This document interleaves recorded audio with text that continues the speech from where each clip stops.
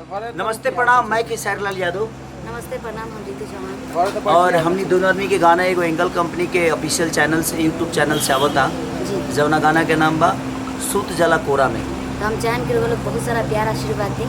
और रितु चौहान भी वो सबके बिहार के एगो आर्टिस्ट है, तो हमनी के दायित्व बनता कि अपना बिहार के आर्टिस्ट और बिहार की कंपनी है एंगल म्यूजिक, जी, जवना कंपनी से हमार पुराना रिश्ता बा, हमार शुरुआत और हमार जीवन स्टार्ट वो कंपनी से भइल बा। तो वो लोगों ने अपन प्यार और आशीर्वाद 23 तारीख के ये गाना रिलीज़ बा सूत जला कोरा में। और एक राइटर हमारे पवन बाबा जी हैं और म्यूजिक डायरेक्टर आर्य शर्मा जी हैं और कंपनी मालिक हमारे रमेश जी हैं और हमारे वीडियो डायरेक्टर जो हैं आर्य देव जी हैं। और ढेर लोग के नाम ले तो बहुत लोग बा, लाइटो मैन के नाम लेवे के पड़ी। ऐसे जे भाई प्लीज तो से जे भी के प्यार करेला और हमरा के प्यार करेला, रितु चौहान के जे प्यार करेला, तो लोग अपन प्यार और आशीर्वाद वो चैनल के देव वो गाना के देव। जी, बड़ा खतरनाक शूट भइल बा बहुत जल्द आवे वाला बा। और जो लड़का नहीं सूत जला कोरा कोरा में दिया क्या जोरा में ना, वही टाइप के ही गाना बा। तो और वो से ऊपर बा, तो कोशिश करब जे ढेर सारा प्यार।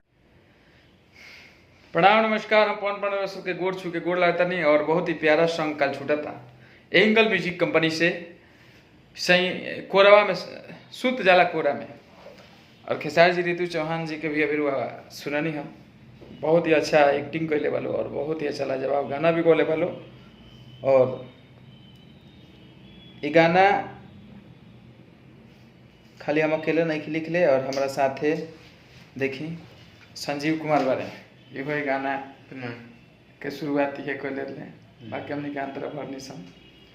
और बहुत ही प्यारा सॉन्ग बा, वो सब सुनी। संजीव का पहला गाना बा और हमारे तरफ से ढेर सारा प्यार मोहब्बत बा। आप सब अपन आशीर्वाद बनौले रही। सबको प्रणाम, जय माता दी।